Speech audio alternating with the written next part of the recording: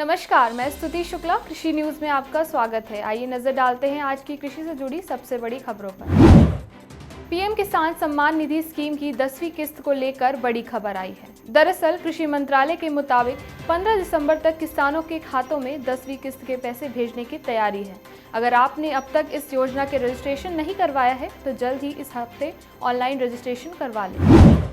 साल 2023 को संयुक्त राष्ट्र ने मिलेट्स ईयर घोषित किया है। इसे लेकर भारत सरकार ने तैयारियां तेज कर दी हैं। भारत सरकार की कोशिश है कि पोषक आहार के तौर पर मिलेट्स यानी मोटा अनाज ज़्यादा से ज़्यादा मात्रा के उपलब्ध कराए जा सके और सिर्फ भारत में ही नहीं बल्कि पूरी दुनिया में मोटा अनाज यहां से उपलब्ध कराया जा सके।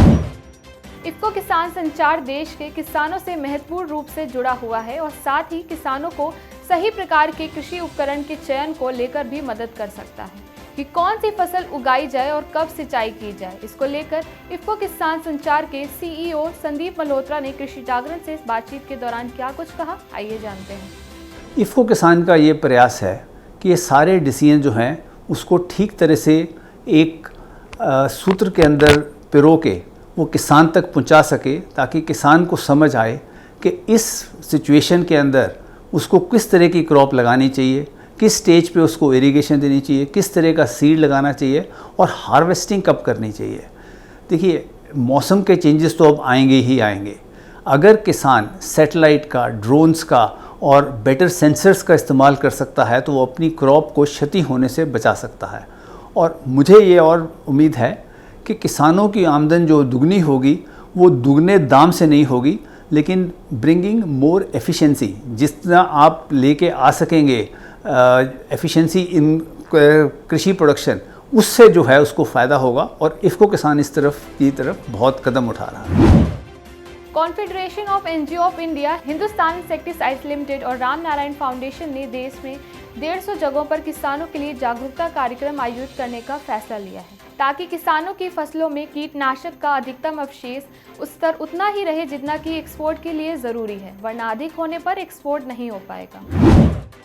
मध्य प्रदेश राज्य में उद्यानिकी विभाग द्वारा खराब होने वाले उत्पादों की भंडारण क्षमता में वृद्धि की विशेष योजना चलाई जा रही है। इसके तहत लाभार्थी किसानों को प्याज भंडारण गृह में 50% तक का अनुदान दिए जाने का प्रावधान रखा गया है, जिसमें किसानों को लागत का अधिकतम 1,75,000 रुपए तक का अनुदान दिया जाता है।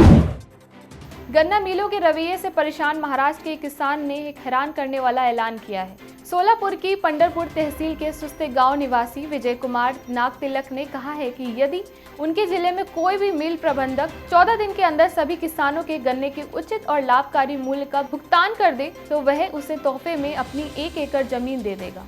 साथ ही सार्वजनिक रूप से उस मिल के चेयरमैन का सम्मान भी करेगा।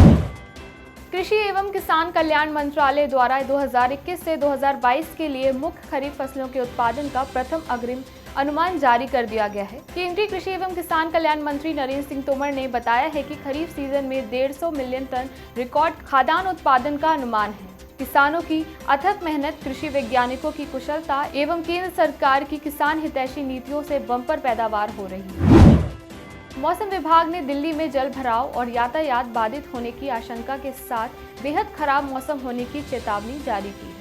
साथ ही आईएमडी ने दिल्ली का अधिकतम तापमान 35 डिग्री सेल्सियस जबकि न्यूनतम तापमान सामान्य से 1 डिग्री अधिक 25 डिग्री सेल्सियस दर्ज किया है। ज्यादा जानकारी के लिए देखते रहिए कृषि जागरण। धन्यवाद।